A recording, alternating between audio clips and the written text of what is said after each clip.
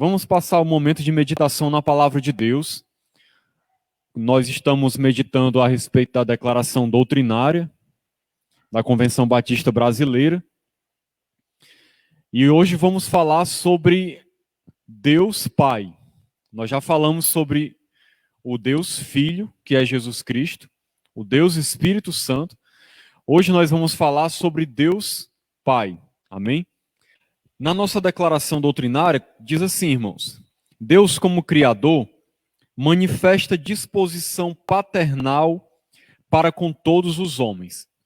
Então, nós vamos ver o aspecto, primeiramente, de Deus aqui, como Pai. Depois eu vou falar dos seus atributos, mas eu vou deixar isso por último. Vamos primeiro ver como Deus, ele sempre se manifestou como Pai. Só a título de esclarecimento, nós sabemos que Deus é um ser único. Mas Deus, como nós vemos na revelação bíblica, ele subsiste em 3 pessoas: Pai, Filho e Espírito Santo. Cada uma dessas pessoas é Deus. Mas nós precisamos entender que não são 3 deuses. É muito importante a gente entender que Deus é único. É apenas um Deus. Nós somos monoteístas. Adoramos a um único Deus. Mas a existência de Deus não é como a nossa, que nós somos uma pessoa só. Deus, ele existe em 3 pessoas. Cada uma dessas pessoas, Pai, Filho e Espírito Santo, tem em si os atributos divinos. Cada um deles é onipotente, onisciente, onipresente, de maneira que pode ser falado de cada uma das pessoas que tanto o Pai, quanto o Filho, quanto o Espírito é Deus. Totalmente e plenamente. Mas os 3 unidos formam uma só essência divina. Um Deus que existe em 3 pessoas. É muito importante a gente compreender isso, para que a gente não saia, de repente, dizendo por aí, ou aceitando, ou concordando com alguém que diga que existem 3 deuses, ou que são 3 manifestações do mesmo Deus. Uma hora Deus se manifesta como Pai, uma hora como Filho, e outra hora como Espírito Santo. Não, não é assim. Deus existe em 3 pessoas, e as 3 pessoas não são 3 manifestações, são 3 pessoas da divindade. Então, dito isso, como introdução, vamos ver especificamente aqui a característica de Deus como Pai. Deus tem se revelado desde o Antigo Testamento como Pai. E nós podemos ver isso em Isaías 64, versículo 8. Vou ler aqui um texto do Antigo Testamento e um do Novo. Isaías 64, 8. Mas agora, ó Senhor, Tu és nosso Pai. Nós somos o barro, e Tu o nosso oleiro, e todos nós obra das Tuas mãos. Então veja que desde o Antigo Testamento, e existem outros textos também que falam sobre isso, não é só esse, já é mostrado que o povo de Israel já considerava Deus como Pai. E não apenas eles consideravam Deus como Pai, mas Deus se revelou dessa maneira para eles. Nós vemos também que no Novo Testamento, lá em Hebreus, capítulo 12, versículo 9, nós vamos ver o seguinte, Hebreus 12, 9. Além disso, tínhamos os nossos pais segundo a carne, que nos corrigiam e os respeitávamos, não havemos de estar em muito maior submissão ao Pai espiritual, e então viveremos? Então, interessante a comparação. Nós vemos aqui que, assim como nós, humanamente falando, temos um relacionamento com os nossos pais, e eles nos disciplinam, ou disciplinavam quando éramos crianças. Da mesma maneira, nós temos um Pai espiritual, que é Deus, que é o nosso Pai, e nos ensina, nos guia no caminho, nos corrige quando é necessário. Essa é a disciplina do Senhor. Muitas vezes nos coloca em determinadas situações para que a gente aprenda alguma coisa, como um pai ensinando um filho como viver. Assim é Deus para conosco. Ele é o nosso Pai, Pai espiritual. Historicamente, ele se revelou primeiro como Pai ao povo de Israel, que escolheu consoante os propósitos de sua graça. Então, Deus escolheu o povo de Israel, pela sua graça, para ser o povo ao qual ele ia ser como um pai. Os escolheu para serem seus filhos e agiu com eles como um pai age com os filhos. Os escolheu para quê? Para se manifestar neles e através deles, com o propósito de que, através deles, todas as nações, todas as pessoas pudessem conhecer a Deus também como Pai. É o que nós vemos em Isaías, capítulo 1, versículo 2 e 3. Olha o que diz a palavra de Deus, que interessante. Ouvi, ó céus, e dá ouvidos, ó terra, porque o Senhor é quem fala. Criei filhos e os engrandeci. Falando aqui do povo de Israel, do povo judeu. Mas eles estão revoltados contra mim. O boi conhece o seu possuidor, e o jumento o dono da sua manjedoura. Mas Israel não tem conhecimento. O meu povo não entende. Então eu quero destacar aqui o que Deus disse antes. Criei filhos e os engrandeci. Então Deus mesmo se revela como pai para o povo de Israel.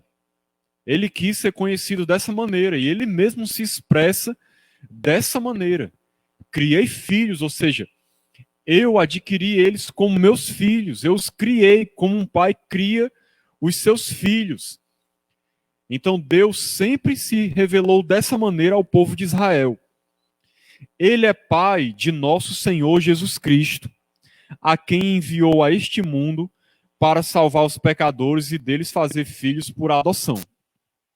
Então Deus não é apenas o pai do povo de Israel. Ele é o pai também de Jesus Cristo. Nós vemos isso em Mateus, capítulo 3, versículo 17, na ocasião do batismo de Jesus. Aí veja o que foi falado. E eis uma voz dos céus que dizia: Este é o meu filho amado, em quem me comprazo. Então veja que Deus mesmo falou, a pessoa do Pai falou naquela hora, falando de Jesus, o Filho, dizendo: Este é o meu filho amado, em quem eu tenho prazer. Veja que esse texto é uma das provas do que eu falei antes.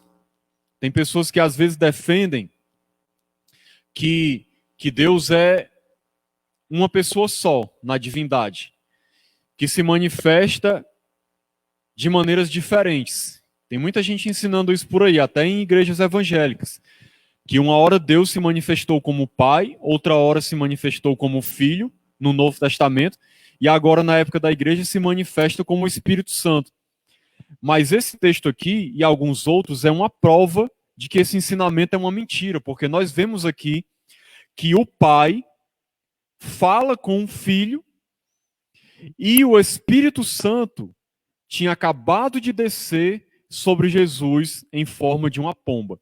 Então nós vemos as três pessoas da Trindade interagindo ali naquele mesmo momento, provando que Deus é uma Trindade.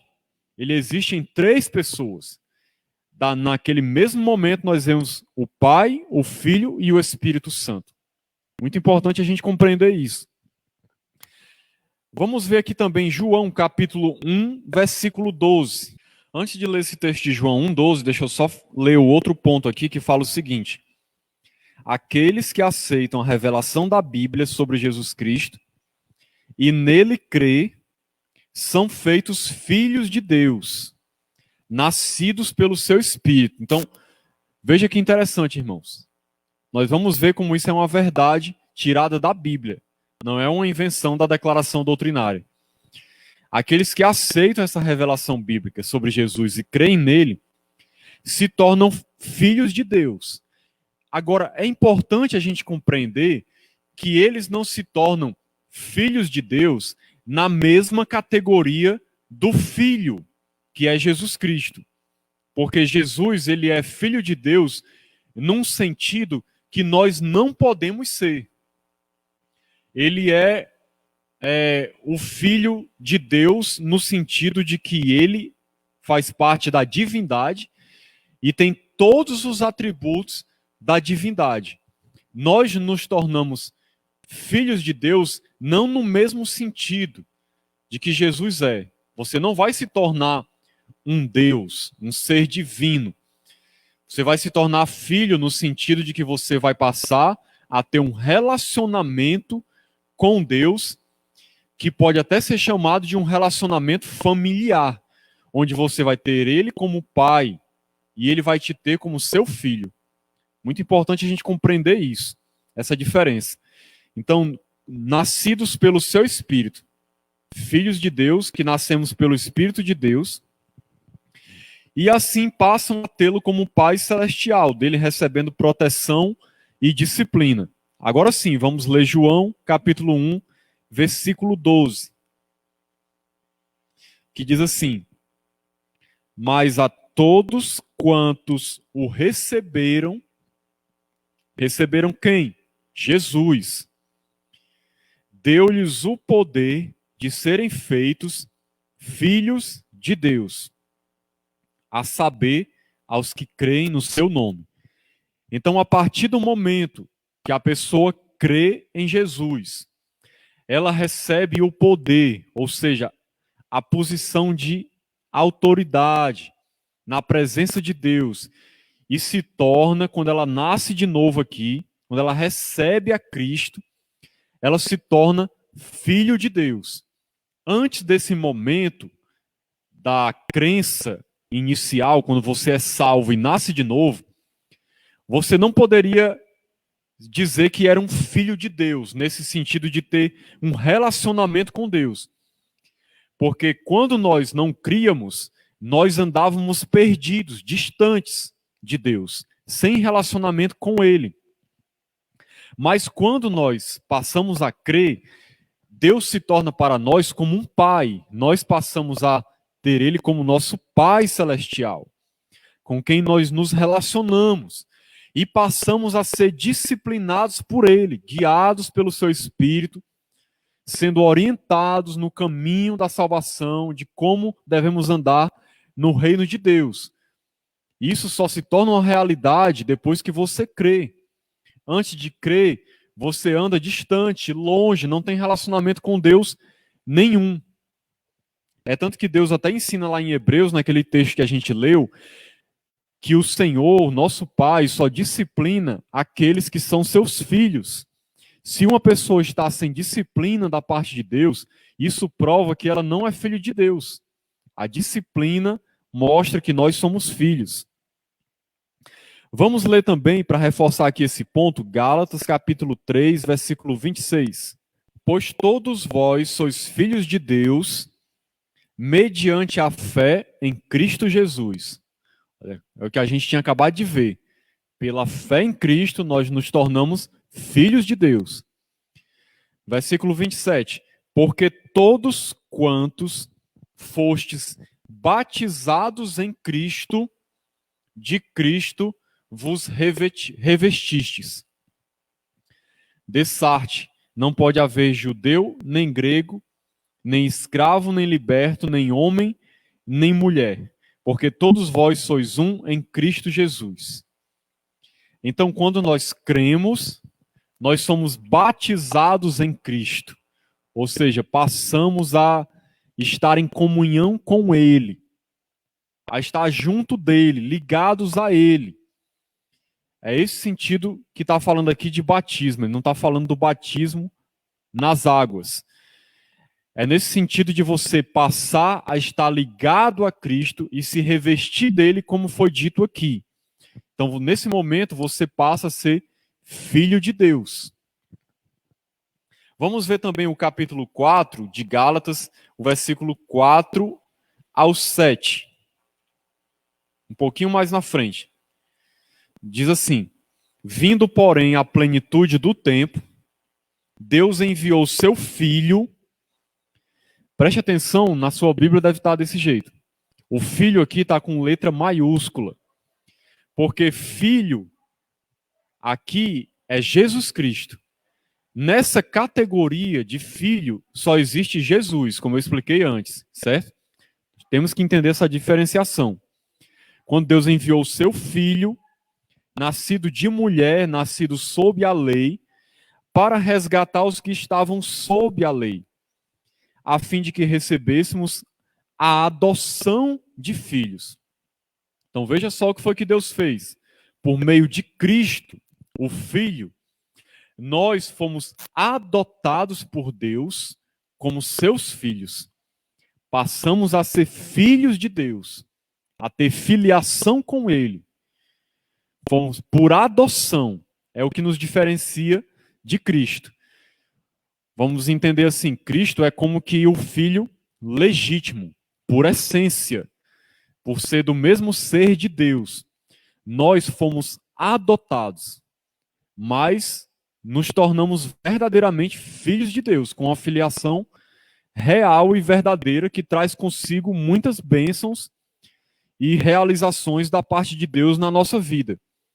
E aí o versículo 6 ele diz: porque vós sois filhos, enviou Deus ao nosso coração o Espírito de seu Filho, que clama, Abba, Pai.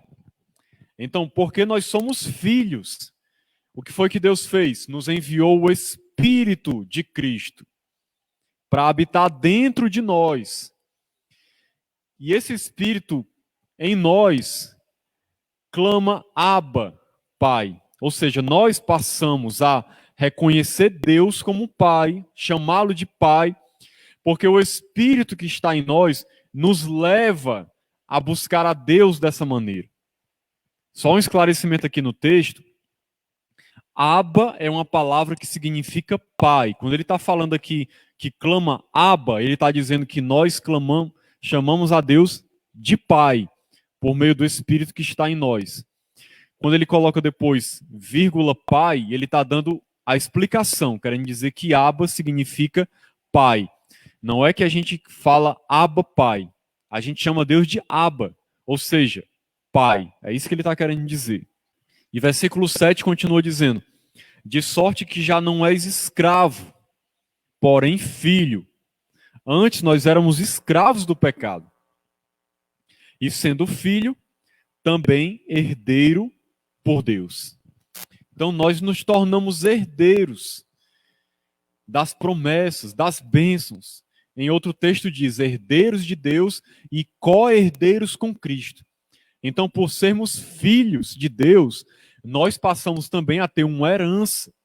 Ou seja, tudo aquilo que Deus tem preparado, nós já começamos a receber aqui a salvação, a vida eterna, perdão de pecados, justificação, estamos sendo santificados, mas ainda há uma herança maior ainda preparada para nós nos céus, quando nós formos levados por Cristo para habitar com Ele na glória celestial. Receberemos a nossa herança completa como filhos de Deus.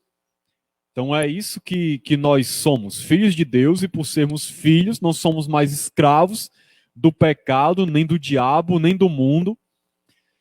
E agora temos uma herança por causa dessa filiação com Deus. Agora, irmãos, já que a gente está falando de Deus, eu gostaria de aproveitar também e nos levar a meditar sobre alguns atributos de Deus, certo? Deus é o único Deus vivo e verdadeiro. Precisamos compreender que o Deus que nós servimos não é um Deus morto, é um Deus vivo, é um Deus real e é o único Deus verdadeiro.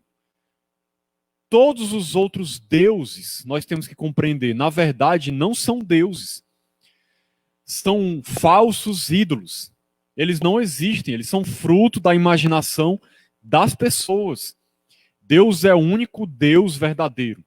Todos os outros são falsos, fabricados e estão mortos, não podem fazer nada por ninguém.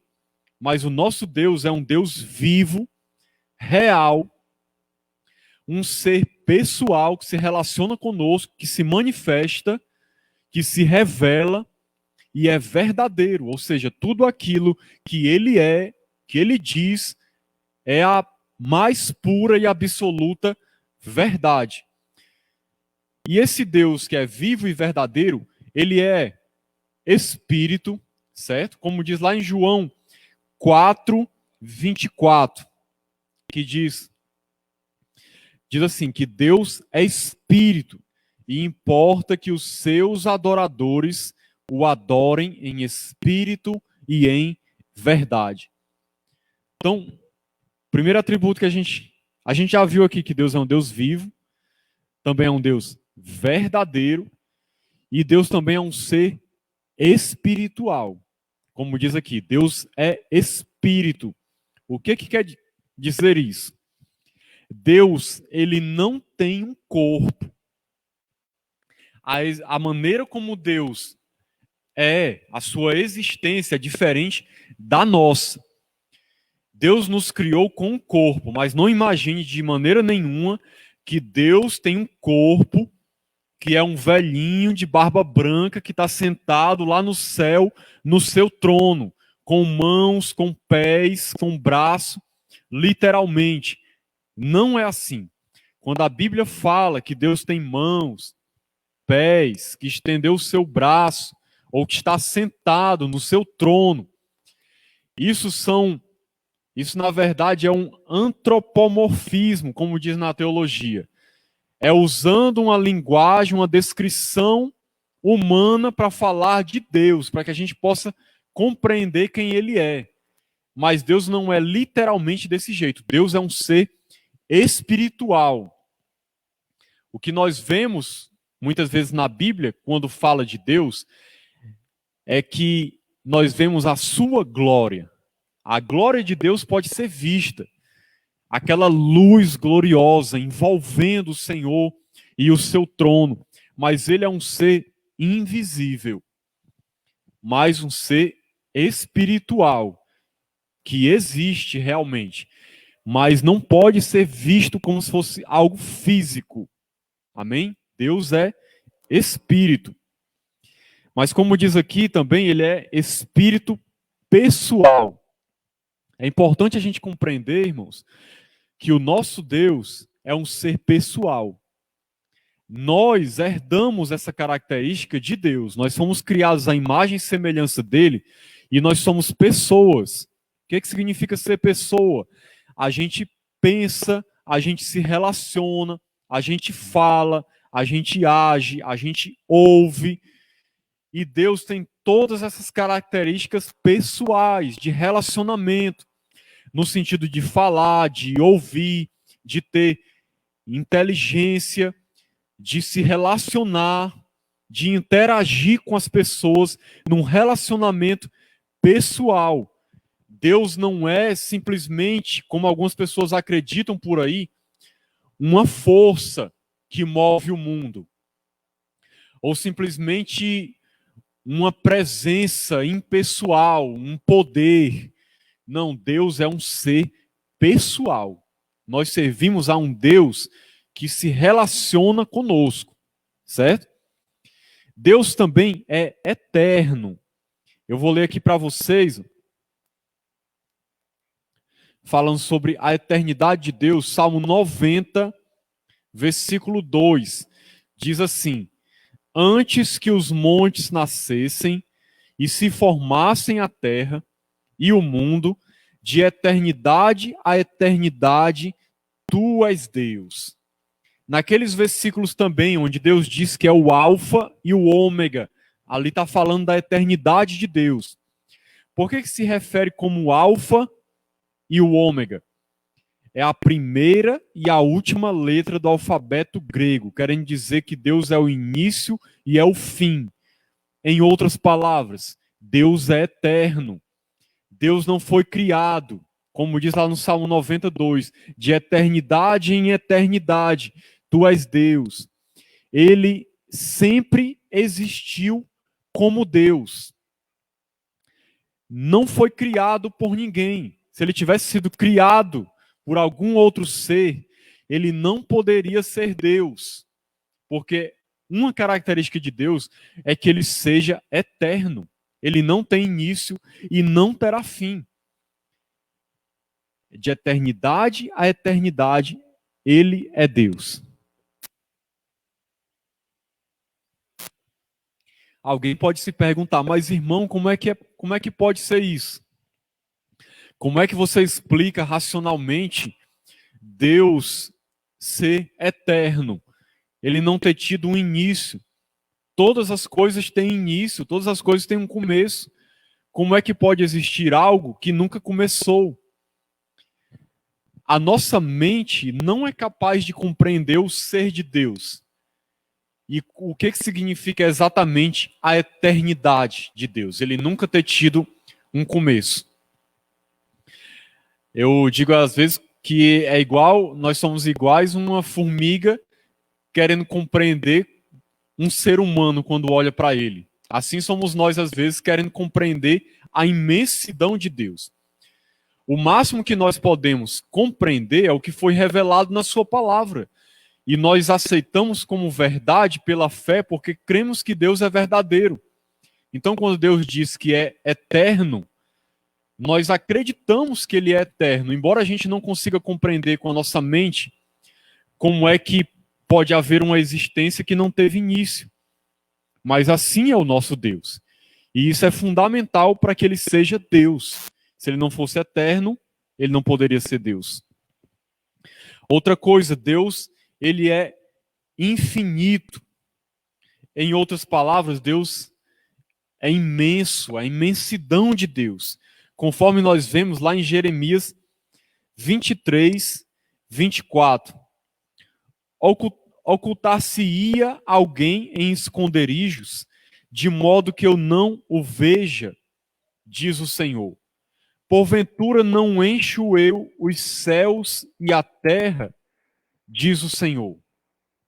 Lá em 1 Reis 8, 27, ele também fala assim: mas de fato habitaria Deus na terra, eis que os céus e até o céu dos céus não te podem conter, quanto menos esta casa que eu edifiquei. Então Deus, ele é um ser infinito e imenso, no sentido de que Deus não pode ser contido em nada.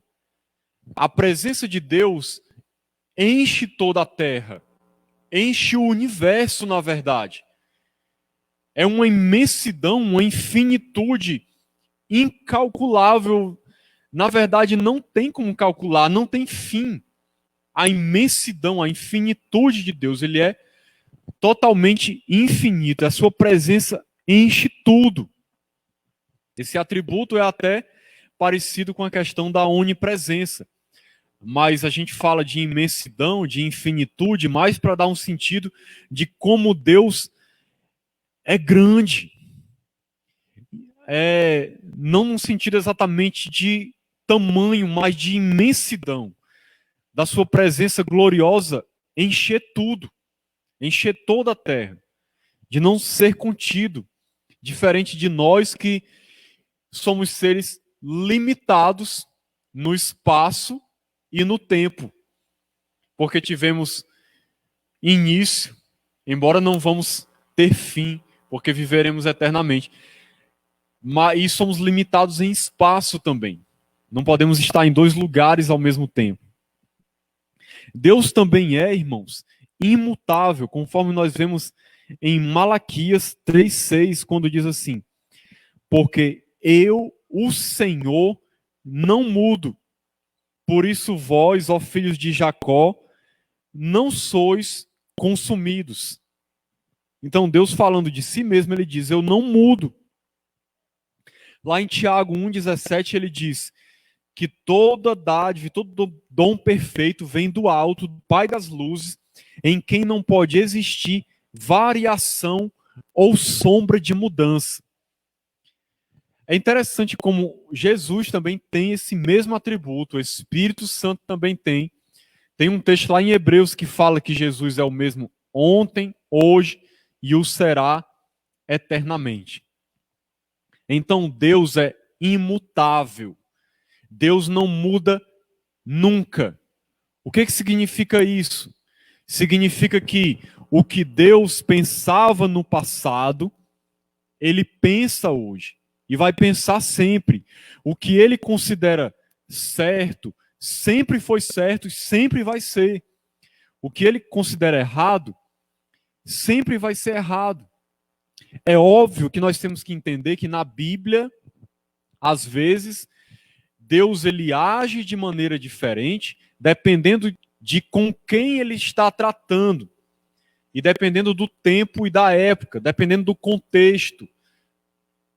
Não dá para a gente entrar em detalhes nisso, mas você vê que no Antigo Testamento, Deus tinha certos tipos de tratamento e de leis que não vigoram mais hoje, por causa do tempo, do contexto da época. Mas nós temos que entender que na sua essência, no seu caráter, na sua pessoa, quem ele é imutável. Ele é imutável, ele não muda. Se ele fosse um ser mutável, ele seria um ser falível, que uma hora ele achou que uma coisa era boa e agora não é mais. Alguém que estava evoluindo, desenvolvendo o seu pensamento, aprendendo alguma coisa. Deus, ele nunca passou por esse tipo de processo como nós passamos, de ter que evoluir, de ter que aprender. Ele sempre foi o que ele é. Ele é um ser imutável. Deus também é onipotente. Ou seja, Deus ele tem todo o poder de fazer o que ele quiser. Lá em Gênesis 17:1, já vou terminar, só diz assim: quando atingiu Abrão a idade de 99 anos, apareceu-lhe o Senhor e disse: eu sou Deus Todo-Poderoso, anda na minha presença e ser perfeito. Deus também é onisciente, irmãos. Provérbios 15:3, os olhos do Senhor estão em todo lugar, contemplando os maus e os bons. Deus é onipresente, como diz lá no Salmo 139. Para onde me ausentarei do teu espírito? Para onde fugirei da tua face? Então Deus tem todo o poder de fazer o que ele quiser. Claro que ele faz de acordo com os seus atributos, aquilo que ele acha correto. Isso deveria nos trazer muita paz e confiança, de saber que nós somos cuidados por um Deus que tem todo o poder. E um Deus também que sabe tudo. Ele sabe o passado, o presente, o futuro. Por quê? Porque para ele tudo é um eterno presente. Ele não está preso no tempo como nós.